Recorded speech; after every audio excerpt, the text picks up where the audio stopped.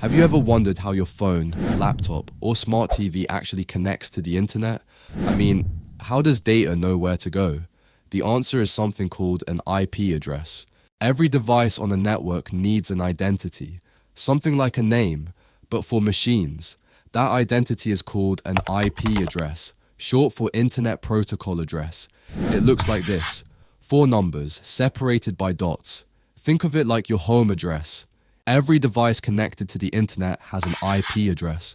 If someone wants to send you a package, they need to know where you live. Same thing with data. Every piece of data, every packet, has a source IP, which indicates where it came from, and a destination IP, which shows where it is going. Without IP addresses, the internet simply wouldn't work. Now here's something interesting. When you connect to Wi-Fi, your device doesn't already have an IP address. It actually asks for one, and your router says, "Don't worry, I got you." The router acts as the gateway to the internet for your home network. Technically, it serves as your default gateway.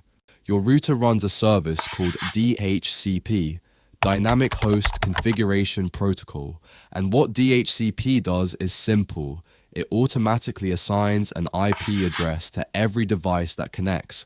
Your phone, your laptop, your smart TV, they all get their own unique address. This all happens inside your local network, also called your LAN, and the best part, you don't have to configure anything. It's automatic, instant, and invisible. The IP addresses inside your home network are called private IP addresses. These are special ranges reserved for local use only. The most common one, but there are others too. Now here's the key idea. Private IPs are not unique globally. Millions of homes can use the exact same IP like 192.168.1.1, and that's completely fine because these addresses only exist inside your own network. Now here's where things get interesting. Private IP addresses cannot be used directly on the internet. The internet has no idea what 192.168.1.107 is. So how do you actually go online? Through your router. Your router acts as a gateway, a bridge between your local network and the internet, and it uses something called NAT, Network Address Translation. Here's what happens. When your device sends a request, your router replaces your private IP with its own public IP. Then it sends that request to the internet.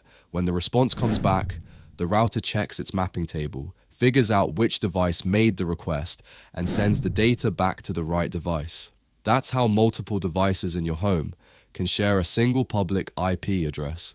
Now let's talk about public IP addresses.